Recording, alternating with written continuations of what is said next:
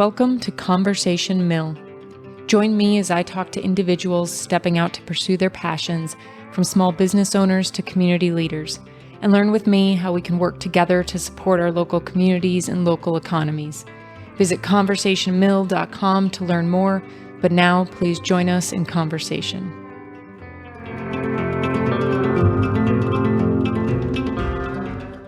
I was first introduced to some of the characters that make up the Rabbit Hero saga in about 2012 when I met Anthony Brandl for the first time. Though we had grown up in the same general area of Wisconsin, our paths had not crossed. Or they had, but we had not seen each other yet. But once we did connect, a lifelong friendship was enacted, and Tony celebrated my creativity in a way that no one previously had. He encouraged me to write my poetry, and we collaborated on poems and chapbooks and spent weeks laying on the floor of my den reading Mary Oliver and Emily Dickinson, Plato's The Republic, the Tao Te Ching, and much more. Tony would sit on the porch and draw or work on a commissioned art piece, and I was always bowled over by his ability to create a character and a backstory while tying in folklore and philosophy. That period of creativity in my early and mid-20s set the tone and the purpose of my life. Poetry is still my one true love, and I will forever be grateful for the years I was able to spend stealing creative time with Tony. Tony has been cultivating the characters that make up the Rabbit Hero nearly his entire life. We talk about the origins of this life's work, what purpose art has in our communities, and how having a newborn affects this process. Life takes us down many and separate roads, but returning to this community of two for a conversation on creativity felt like being home. I hope you enjoy this conversation as much as I did, and I sincerely hope it inspires you to manifest your creativity and support your local artists. What is art, poetry, and philosophy's role in our communities? So when you gave me this list of questions, I was looking at this and I was like, that's such a big, it's a great question, but it's a big one. I think of those three, philosophy is probably the most important, because I think the way in which you apply the other ones is given to you through philosophy. Poetry and art are beautiful additions, especially in a tangible sense of like creating murals, beautifying the city in some way so that people don't feel like they're living in a brutalist, dystopian nightmare, which frankly, if you look around, it was a creeping arrival, but like, we live in a dystopia. I hope people are aware of that. Sorry to start off with such dour straits, but like, in order to remove yourself from that, you need art and you need poetry and you need nature, but an understanding of the importance of those things and how to apply those things comes from philosophy first. Whether a personal one or whether the kind you find in books, whether a religious one for that matter. But I think having a sense of being able to think and apply that thinking to problems and to perspectives is fundamental. Do you think we're getting in that dystopian kind of world because of the lack of philosophy being applied through the years? No, actually, I think imprudent philosophy. I think philosophy has been applied this whole time, but I think what we're seeing is we've been applying philosophy unthinkingly and creating, by extension, story that we've been telling ourselves and our society has been applied unthinkingly. And what we think and what stories we tell are made manifest in our day-to-day world. And by telling these stories loosey-goosey, and by having this philosophy loosey-goosey, we are creating that strife in our own in the world around us. And so I think it's always there. It'd be convenient to say that there's no philosophy, but it's just a different kind of one that is perhaps a little less, it's a little more aggressive and a little less gentle than we need as people. Right. In your opinion, have you seen how art and philosophy, since you kind of pulled that out as the most important, have you seen that the value of that increase or decrease in our communities? I mean, keep in mind, I only have 2 communities really to focus on. I mean, so for listeners, for background, I have 3 communities that I've really interacted with. 2 are traditional city communities, one being Sheboygan, Wisconsin, the other being Champaign, Illinois, where I currently live. I was I am still part of the community in Sheboygan, Wisconsin, but I did a lot in terms of, I helped set up a co-op grocery store. I've been around for things that have happened in making Sheboygan a little more, maybe not progressive, but purple. Yeah. If that makes sense. Bringing some of the more progressive ideas to the community at large. But there are larger institutions than me and other people besides me who have done so much more. And people should pay a lot of attention to Paradigm Coffee and Music, and they should pay a lot of attention to the John Michael Cool Arts Center in terms of Sheboygan and all the good That's that what I was they've just done. going to say, John Michael Cool They've Arts done Center. so much good for the community. And I've gone a little bit afield from what your question was. My third community is the Renaissance Fair, which is sort of a traveling community, but you see the same people multiple times, and even if you don't, you are living and working together 24/7 for 2 months straight, 2.5 months if you count setup time. And so my experience with those 3 communities and seeing how art and philosophy have impacted them is that I do think it is getting better. I do think that despite what we're being told by people, the actual practice, boots on the ground, is that it is getting better. And I think that it's important to celebrate incremental development, that the way things were when I started the Renaissance Fair community and it was then, left Sheboygan, they were different places than they are now. Yeah. And they've improved, and people's acceptance of other ideas and other thinking has improved, not the other way around. Our minds are being corrupted by social media and by news, frankly, that celebrates the vitriol of social media. Social media is news, and that is flawed. When people are actually interacting with each other, they are trying to be better, at least in my experience. Yeah. And through art and through philosophy, they're having their perspectives challenged in very significant ways, and that's exciting. And little by little, people are realizing that gay people aren't out to get you. Brown I'm not people aren't out to get you. That's not the case. And that is philosophy. People's philosophies are evolving. Can you describe your art, your work to us? I can. I do this in 30-second increments literally every day of my life. The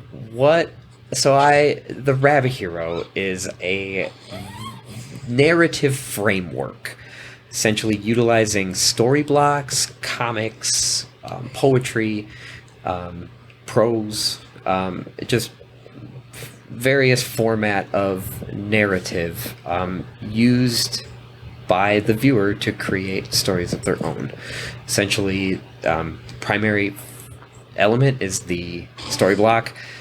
They depict folklores, mythology, history, world religion, nursery rhymes, as well as characters of my own. And the idea is that it is a modular comic book that you arrange and rearrange, add or subtract to create narratives that have inspiration from these aspects of the world, but are remixed and reimagined by each individual person to create stories of their own.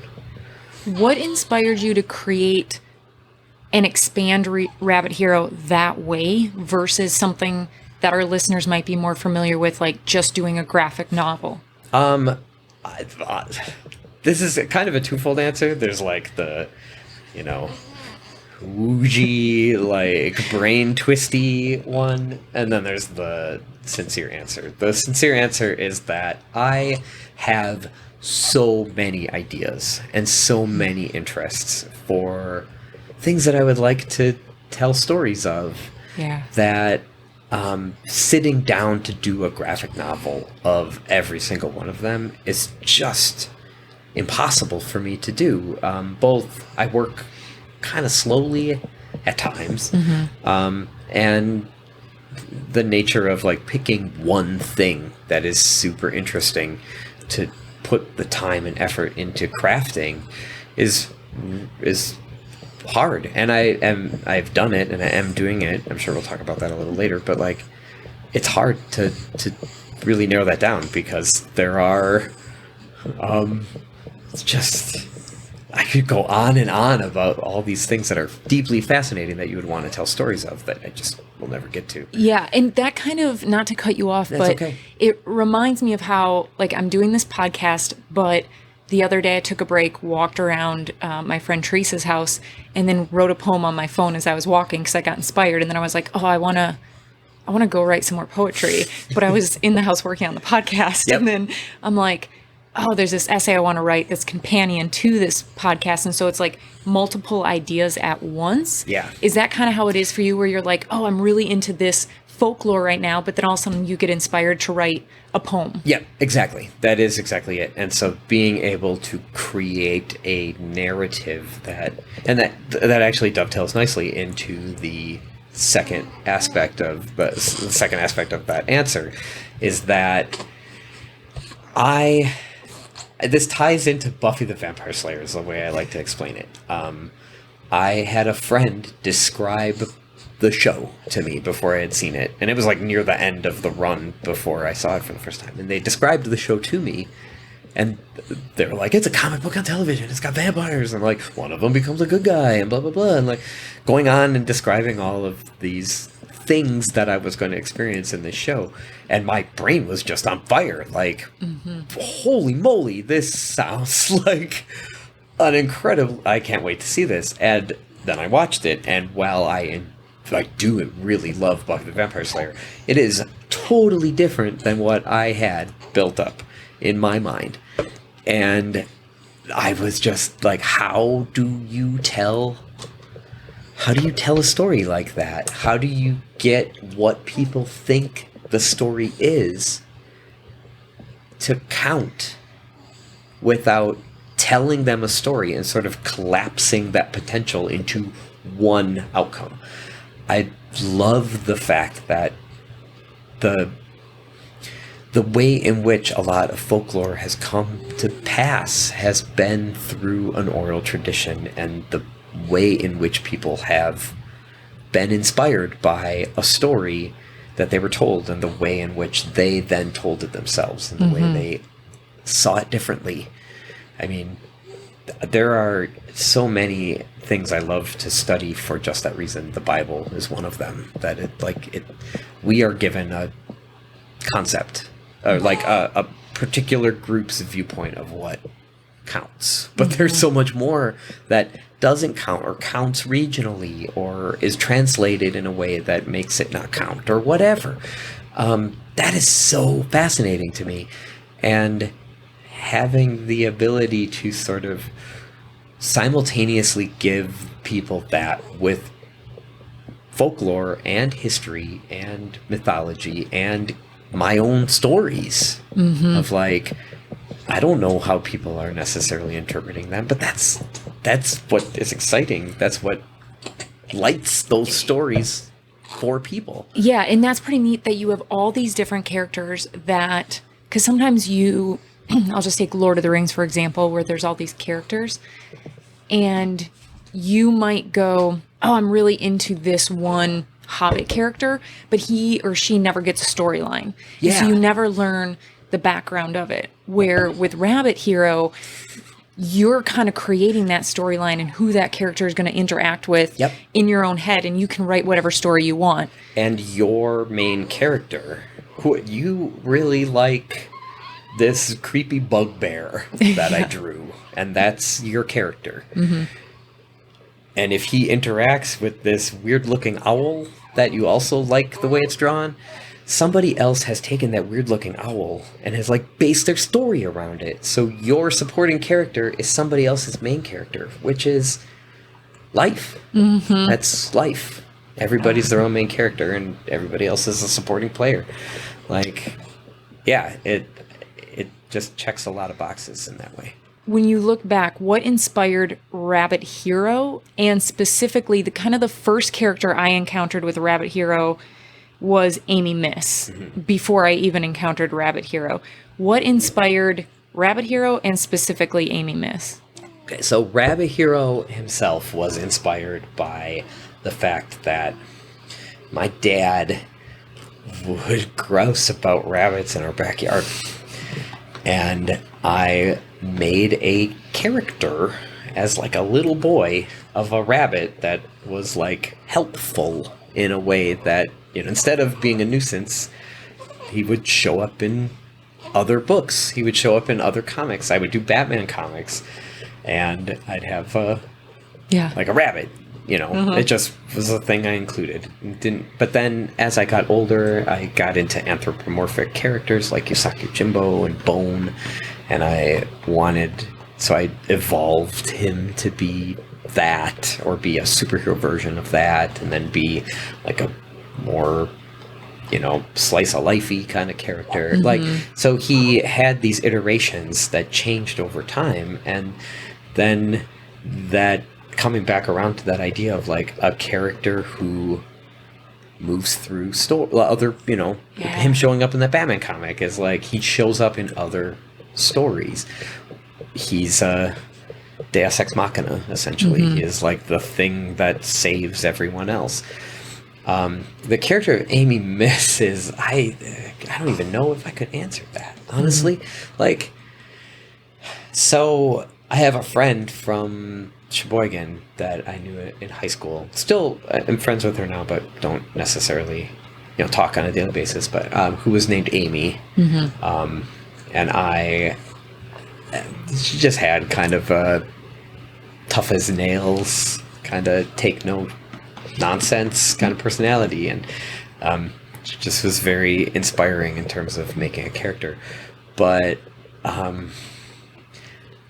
the way in which I utilize her is the idea of a person who gets in their own way and is sort of like, I don't know how to put this exactly, that she is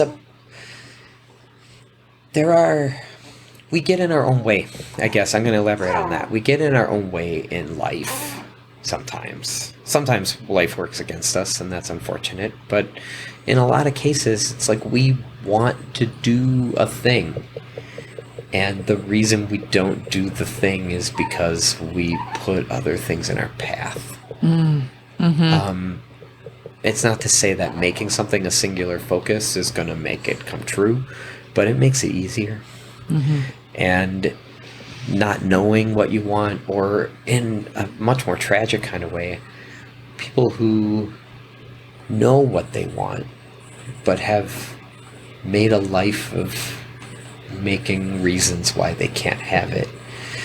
Putting roadblocks in front of yourself because you're afraid you can't achieve the one thing that you really probably would bring you a lot of joy and happiness, but letting society, and there's other reasons too, right? But I would say, like in my case, for instance, letting society put career title or money or health benefits or whatever as, well, if I do this thing, I might not get those things, or it might take me longer to get those things as a side effect of it. And putting those in front of you as roadblocks is kind of what first comes to my mind. But Amy Miss has like a box around her head at the beginning. And I think that's something that everybody at some point in their life can identify with, of being in that box of their own head, their own beliefs, their own sadness, their own grief, their own whatever it is. Definition of the box is the way you've defined the world. And in some cases, it's a matter of you have a narrative in your head, good or bad. And this actually ties with my friend Amy, because she is actually one of the first people to actually like talk about this with me back, in our late teens, 20s. Just like, you have a story in your head of how you've been wronged, or how you've been damaged, or how you've been benefited. And that story is truth. And it impacts you, yes, but being beholden to that story can do as much damage as good, because it can help you define yourself as, this is what it looks like to write a book. This is what it looks like to have a podcast. This is what it looks like to be an actor. Anything, a mother, whatever, and a businessman. But that's not real. Right. What you make that, you define that by doing it. What it looks like to be a business person is it can look like anything. It can look like anything. If you want to become a business person, and you do, however imperfectly, that's what being a business person looks like. And by trying to live your script, you don't write your story. That's powerful. Thanks. But it's, there's always exceptions to this. There are people who have a really rough go. I'm a straight white man. I have a lot, I have a lot of benefits. You've been creating Rabbit Hero for decades. And it's kind of becoming like Walt Whitman's Leaves of Grass. Like one, this is it, one big collection. Is that intentional, or has that just evolved that way? It more the latter, but there is a degree of intention to that for sure. But basically, I've just rolled everything I've ever created into Rabbit Hero, and I have. The beautiful thing with the way it works is that while other people are defining their stories for themselves, I am doing the exact same thing. And so while I'm making it, I am drawing things that I am inspired by. I'm drawing things that I think are like, this is rad. And not a whole lot of people seem to really, like, the popular consciousness doesn't really seem to be talking about this. The people at the Renaissance Fair aren't necessarily into this particular thing. So this is an opportunity to introduce those things to people. What's an example of that? A perfect example is one that I am going to be working on next because it's awesome. There is his name is Rabbi Israel. He's known as the Besht. Okay. And there's like a collection of stories called The Golden Mountain. There's a number of collections, but one I'm familiar with is The Golden Mountain. And he is a rabbi that, like, he just has all these adventures. Like, these stories are him, and he's a real figure. He's like, I won't necessarily, I'm still looking all of this up myself, so I am not going to do the best job explaining it, so I would encourage people to look him up for themselves. But basically, he, like, the stories of him, he defeats a werewolf. Okay. He leads the children of the town in song, and their song is so beautiful that it punctures a hole in the like dourness of the world that Satan has created. And so Satan like sends a werewolf after him, and he defeats the werewolf by plucking out its black heart and sending it back to hell.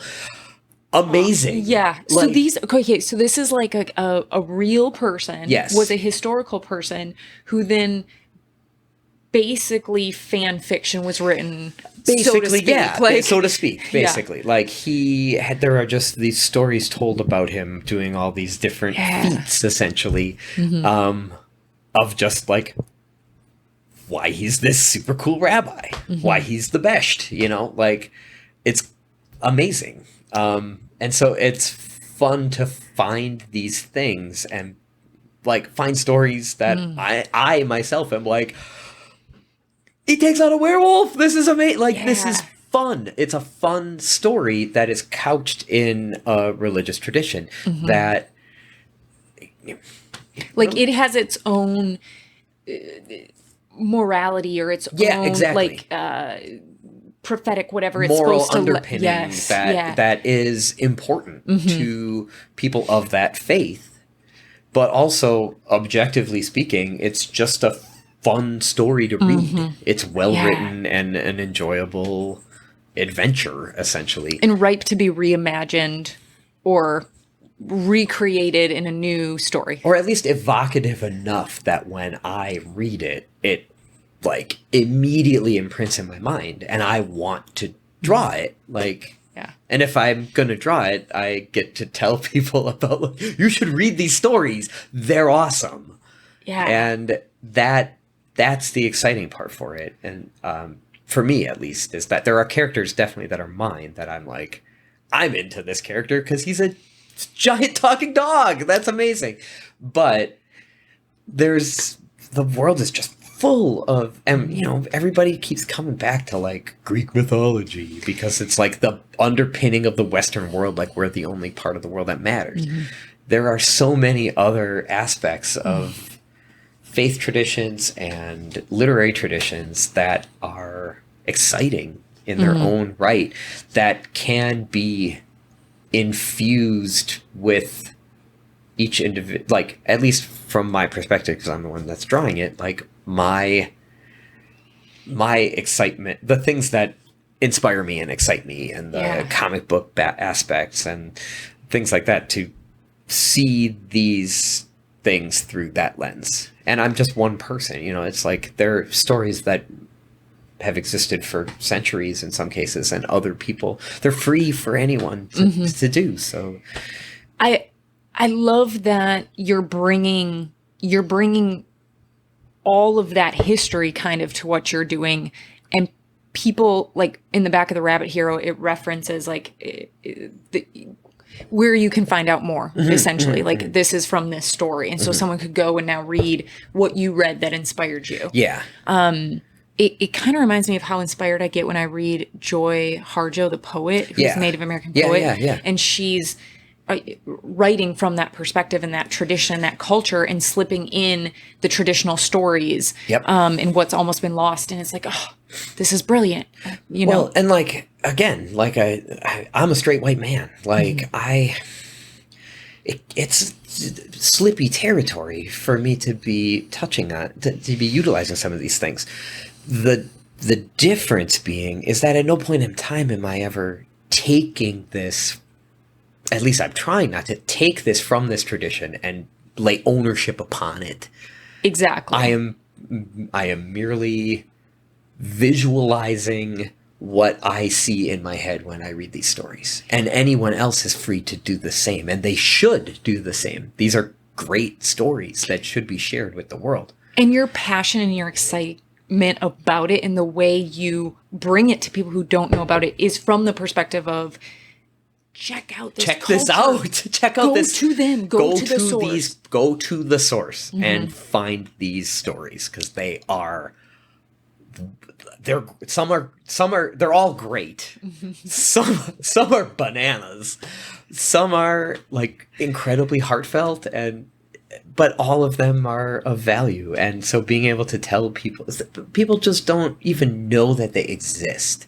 And that's the travesty. And they're so valuable because they teach you that we're all connected and we all have the same fears and concerns and want to learn and laughter. And objectively, a werewolf is awesome. And it doesn't matter what tradition you're from, werewolves are cool. Yes. That's like... Yeah. Well, and to see like the werewolf, how many different cultures it covers from Native American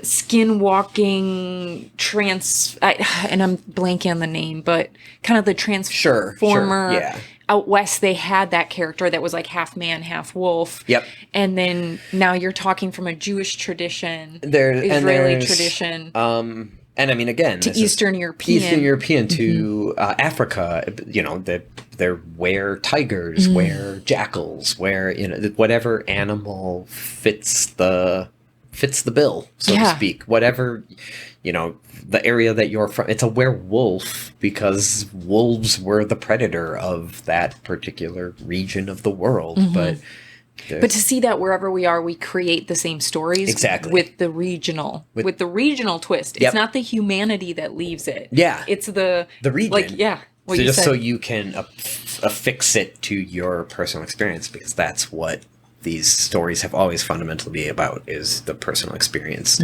and making them a part of your life. Yeah.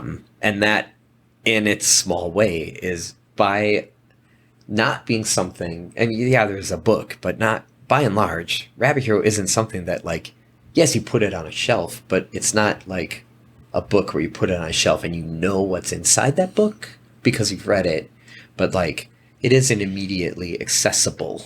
You have to, unless you've read it, you have to recall it, you have to open the book, you have to sit with it and take time with it, and that is exceedingly valuable and should be done. But the thing that Rabbit Hero does is it puts it front and center. Like, you put it somewhere in your house that you see on the daily. And so you're making this story a part of your day-to-day life because you are engaging with it anytime you see it, which is the same for a book for sure. But yeah. And that's so important to imagination, which is a lost skill, or a maybe even frowned upon skill as we become adults. Imagination is good if we're using it to create money, but imagination isn't good if we're using it at home to just enjoy ourselves. That is definitely an aspect. I mean, it is my job, so I do earn money doing it, but at the same time, to be essentially like selling someone their own imagination seems a little weird, but people are embarrassed to just utilize it on their own.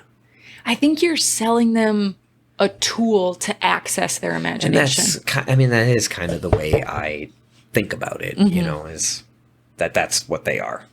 Like being a bookseller. I mean, if you are an independent bookstore owner, you're selling things that are, because to learn, we have to have the imagination to think we can learn something new. Yeah, exactly. You have to imagine a place that you're reading about in a book, fictional or real, because it's painting a picture for you. So you're creating that image using your imagination to experience a place you've never been. Exactly. Or may never be. Yeah. There's a poem that guides Amy Miss in the first Rabbit Hero book. Can you read that poem for us? I can. Yes, I can.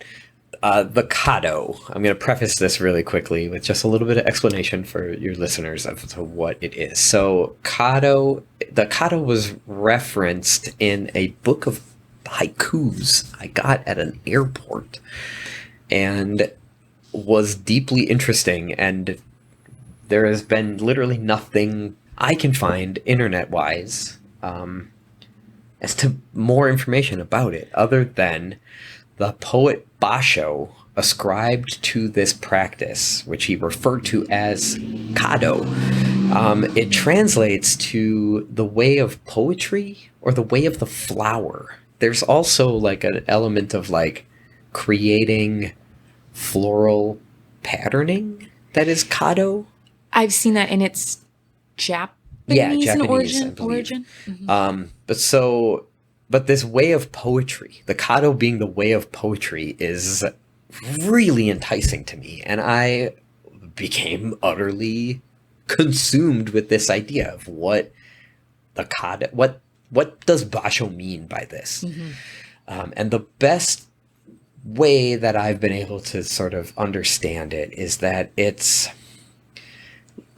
almost like it is a Zen practice, as that the universe is writing poetry for you at any given time. You are experiencing it and seeing it. So this practice is essentially living life as though the experiences you have moment by moment, the way you experience the world, the smell of the room, the way the light casts on the wall, is all unique and will never be experienced again.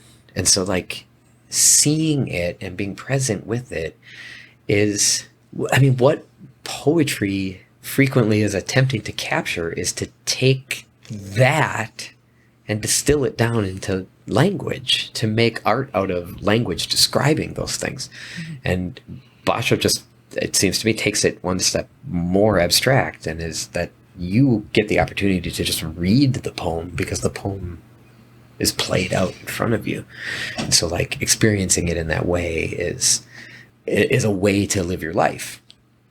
But I don't know, I was a little more enticed by it. And so there were aspects of being part of the world that apply to this concept. And it struck me as a way of sort of creating a mantra to follow. A poet, if you're living your life like a poem, write a poem to guide you through life. And so this poem is just called the Kado. And it goes like this. Look up more, open every door, manifest in small places, keep pace, and imagine. Live honest, injure none, give everyone else her due. Seek no self, your life is now. Travel light, boldness. And I feel that one step begets the next. And by adhering to it, by following it, by keeping those aspects in mind, you live a poetic life. Your life is a poem. Beautiful. Thank you. I think that's why even years ago you and I connected, and I think it's why you and I can come together after years of going our separate ways or living our own paths and just start talking like it was yesterday, which is super rare. Yeah. But I would like to think, and I say this in a very humble way, I would like to think it's because we are both trying to live our life in that poetic way. And so there's no grudges to hold. There's no, we have to dig back into the past. I mean, I'm sure that would benefit us both if we sometime did it. Yeah. But I think because we're both approaching life from that idea, it changes a relationship with somebody. Yeah, I would agree. Was that your intent when you added that to Rabbit Hero, was to have it be something that jumps off the page and that people read and almost go, oh, I'm applying this to my life? I mean, you always kind of hope for that, you know?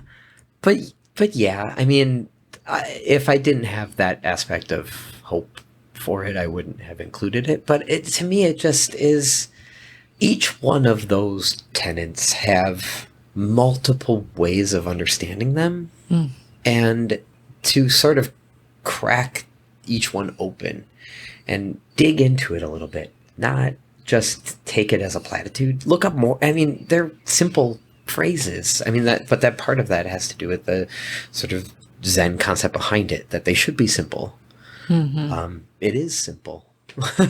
It's so simple, it's hard. Yeah, that look up more is something that comes up in my life a lot, pre and post Rabbit Hero and reading this. But it's something my dad says too. And he says it as a literal, like, I look up more and watch the stars more. Exactly. And so I've seen a lot more things that are unexplainable than everybody else. And that is actually, but I mean, just as an example, that you have look up more, like, be positive. It's not always easy to be positive, but positivity is beneficial. You can, if you have a positive outlook, you have a tool in your toolbox. You got something to help propel you forward in a way. It gives you a bit of a leg up. There's that aspect of it for sure. Yeah. But it's not always possible to do it that way. Sometimes life is really rough, and having a positive outlook, that becomes a Pollyanna situation. But there's also the component of the way your dad means it. Look around you. There are things happening. There are experiences to be witnessed by, and I'm not even talking about like put down your phone. Like, it's just looking at what's before you, and especially looking what's above you, casting your eye up and trying to reach for a loftier understanding of something. So, and perspective. So, I mean, that right there, it has a threefold interpretation. And all three of those are relevant. By those three words, you have a multiplicity of ways in which to encounter your surroundings and your experiences and your situation that can change your outlook. And then open every door. Try things. Experience newness. Go outside. Even as someone who would happily sit at home 24/7, being a part of the world teaches you about the world. It gives you more things to be excited by and understand, and shows you a new aspect of existence that becomes your passion that you didn't know was there before. And it's only by opening a door when it's presented to you that you can discover new things. And on and on and on. Every one of those, to me, every one of the tenets, as I refer to them, is a multifold way of engagement. Yeah. And some are more complicated than others. Seek no self means, yes, it's good to be maybe not selfless, because you can get taken advantage of, but considerate of other people's needs and desires, for sure. But there's also the concept of, we are always looking for who Tony is, who Rebecca is. And to my understanding, that's that's not really a beneficial way of looking at it. We think of ourselves as being a vessel that has thoughts and experiences, but in actuality, to my mind and to certain Buddhist thinking, the thoughts you have are who you are. You are your thoughts and experiences. You're not a thing that has them. And so changing a thought is the same as changing your identity. And so seeking no self is stop looking for who you are at that fundamental core, because you are a multiplicity that is playing out over time. And that's so great, because if you're always trying to figure out who you are, when do you know that you've found who you are? Yeah. And if you do, what if you don't like what you found? Or what if you think that doesn't meet someone else's expectations of who you're supposed to be? But if you can change your thought and you can be somebody else, that's opening every door to you. Oh, but yeah. The other thing I had with Seek No Self, I feel like is extremely relevant today, because you referenced social media early on, but social media is about self, putting ourself out there and getting reactions about ourselves. Yeah. And so just the line "seek no self," the first thing that conjured in my mind today, every time I read it, is something different, probably depending on what thoughts I'm having. But today, when I heard you say "seek no self," that's immediately what I thought of, is how everything that's on TV, everything that's on social media, everything that's in the news is self. The individual, the individual is what matters. And they're like you mentioned, bringing up the concepts of community. It is, we have to be community minded, even if we don't want to be. Yeah. We have to be. How do you fill up your creativity when it runs dry? Because we're talking about the multitude of characters you create, and even though it seems like that well might just keep, you might be able to just keep bringing buckets of water up, but for everybody, it's got to run dry. Oh, and it definitely does. How do you refill that? I even knew this question was coming, and it's a hard one to answer, because anything you say sounds like, and this, I think every artist goes through this. It's like anything you say to describe where you get your ideas from or what have you is like a platitude. It sounds like a platitude, because the answer is really just, it's like, I think, honestly, I think the way I do it is I move between things. I'm never out of ideas or inspiration. I just don't necessarily have a way to crack it, so to speak. Yeah. And so there are things I've had ideas for decades that they're there. And some days I can't really get at them, and other days they're just front and center in my mind. And I talk about this on the behind the scenes aspect of my Patreon a lot, is that like there are days I just can't draw. Like I can't. It's not a matter of like, oh, I don't feel like doing that today, or oh, I'm tired, or my hand is sore.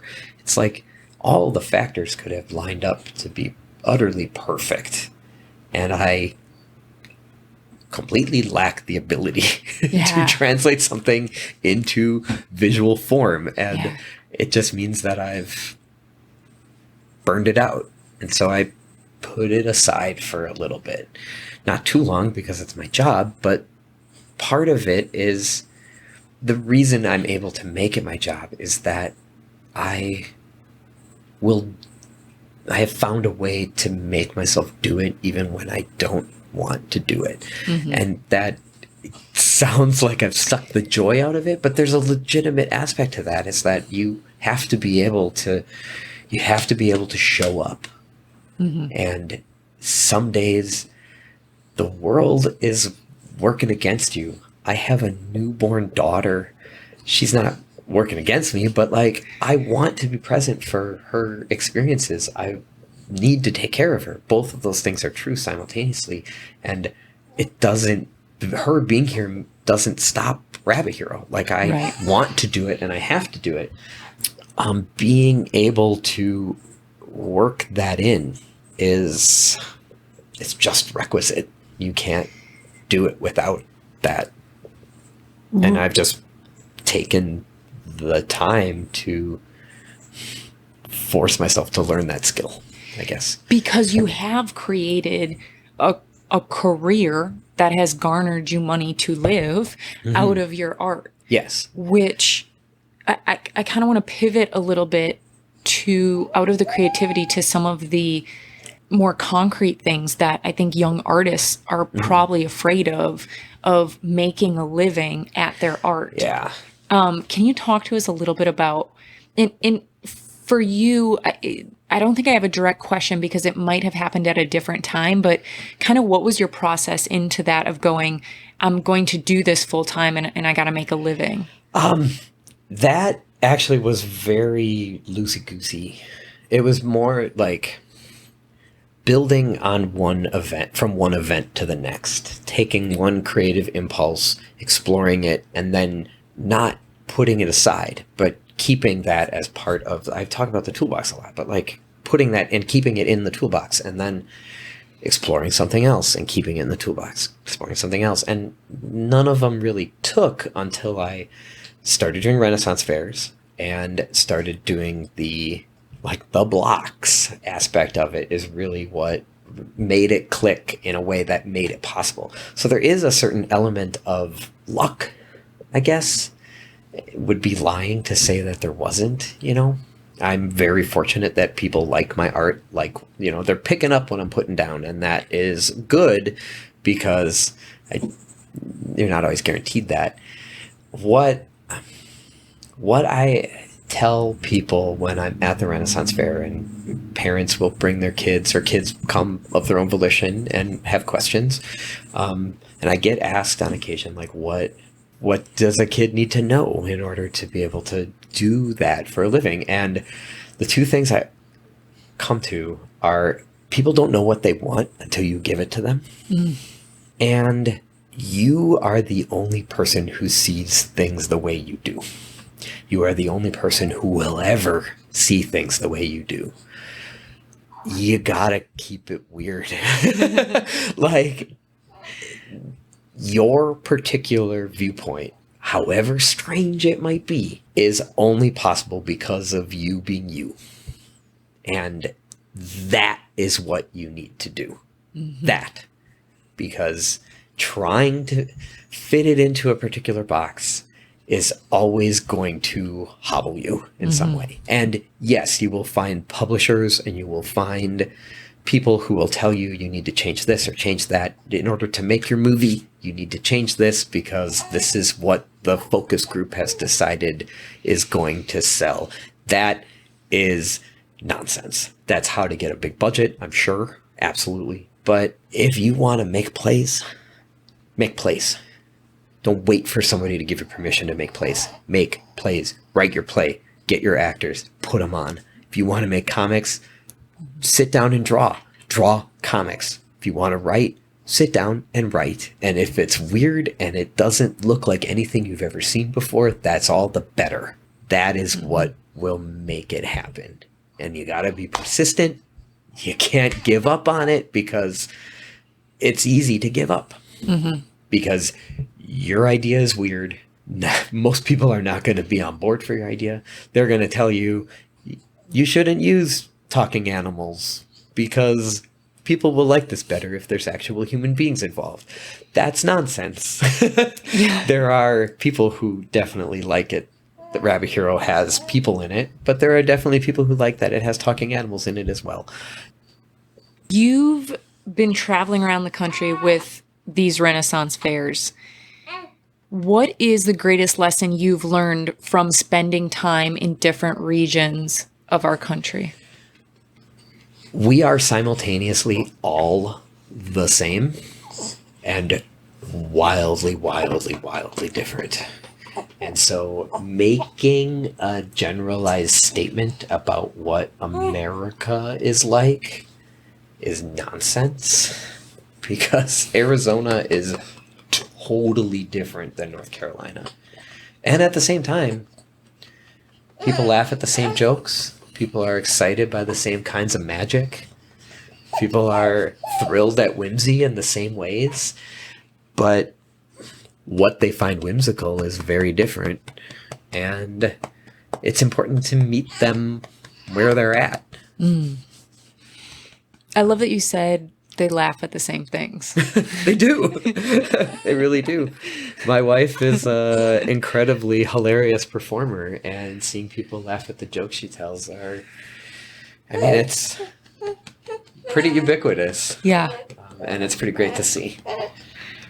Since Juniper is gracing us with a cameo, which I absolutely love because these little ones are a big part of our community and what our communities are going to look like 20, 30 years from now. How has having a newborn changed your creativity? I'm going to speak to the hampering first, not to be negative, but it's the one that's most present. Before, there was a certain openness to the way my creativity worked, in that I could just kind of dash off and, I have an idea, I can go work on it. Jen and I aren't doing something at this particular moment. She's at work or what have you. I'm free to just run upstairs and paint to my heart's content, or write and whatever. And now it is very focused. There are specific times. It's like, okay, Jen is home. Jen can take care of her for 2 hours. Get into my studio and work for those 2 hours. Like, I would work for a little bit, and I would look something up on my phone, and I would, change. I also kind of want to work on this script, so I'm going to put that painting aside and go over here. And now it's very much like, these are the things you need to get done, and you have 2 hours to do it. Do it. And 2 hours is enough time, by and large, to get the things I need to get done daily done. But there is a sort of loss of that just freewheeling creativity. Lightning bolt creativity. That's not a bad thing. It's just a reality of, what it is to have, when she's asleep, I either have to sleep or I have to get to work. As far as inspiring my creativity, that is something at present is not a really day-to-day experience. Right now, she is so small that a lot of the focus is on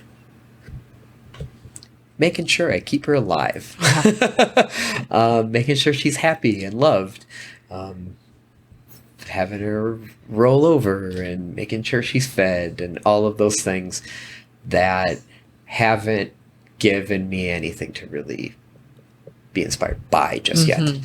But I can already tell that it's coming, because having her perspective of the world, whatever it will be, is in and of itself going to be inspiring. Seeing the world through those eyes again too. Exactly.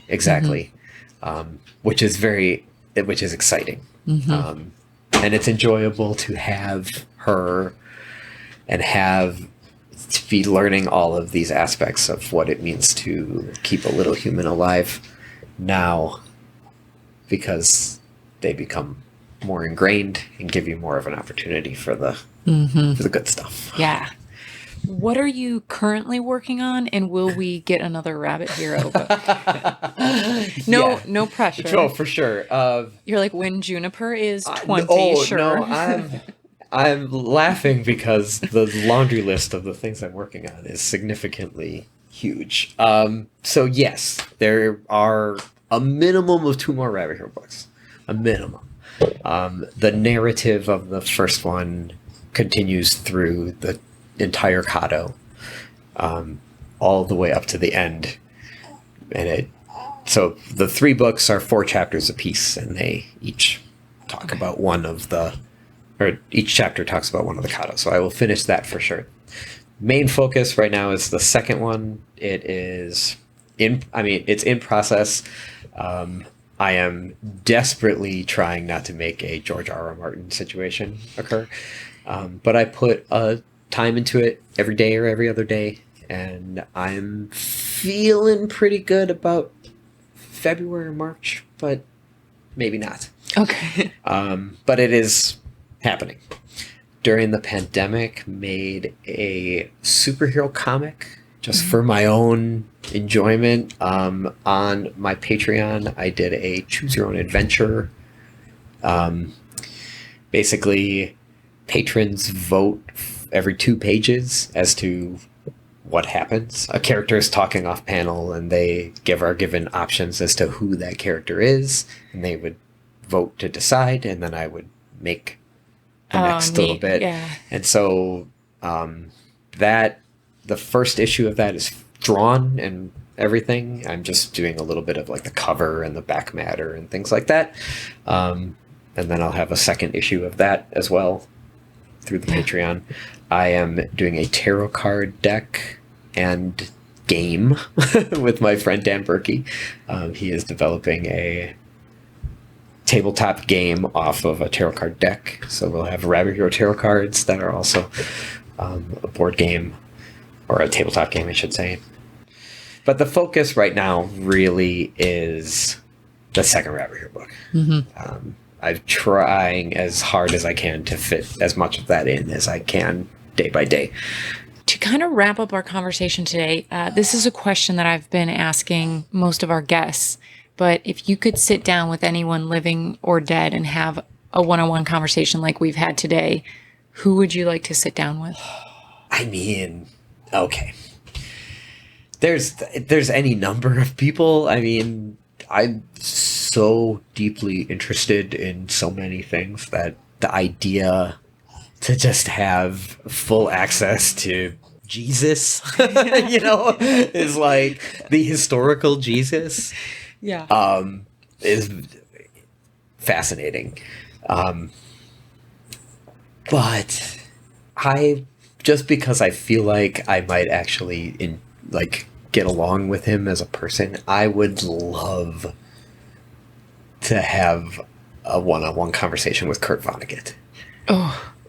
His freewheely kind of progressivism is... I could see that. Very enjoyable to me, and I just never had the opportunity to see him in person even, or anything like that. I've only known him through his books, but his books were so formative.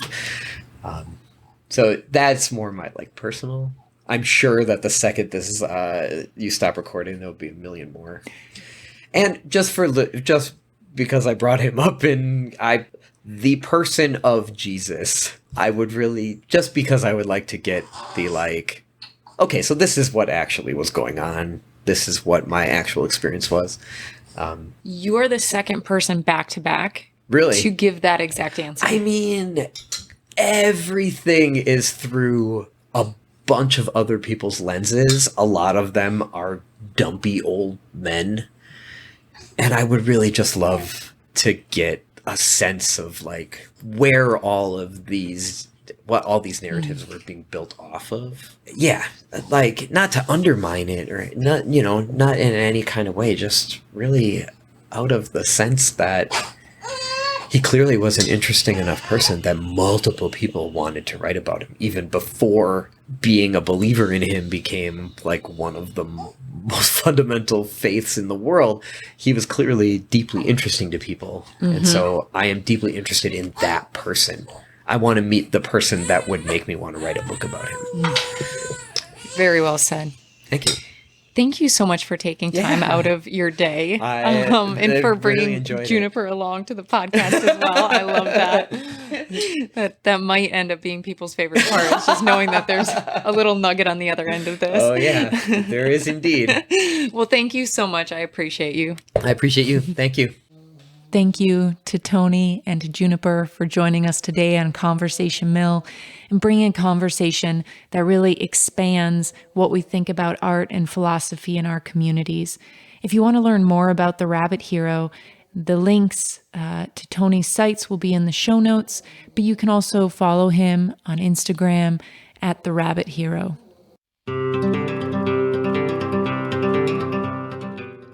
Thank you for being a listener of Conversation Mill. The podcast is growing, but we need your continued support in the form of comments, likes, and subscriptions. If you've enjoyed even one episode, please take 2 minutes to comment under the episode or the podcast itself, or rate the podcast. Hitting the subscribe button wherever you listen to the podcast helps tremendously. Every like and subscribe helps me support local businesses and local nonprofits by giving them a platform to tell their stories. Together, we can foster the understanding, diversity, and economies that make our individual communities flourish, while creating our own community here at Conversation Mill. Also, you can join us at conversationmill.substack.com, where you can become a member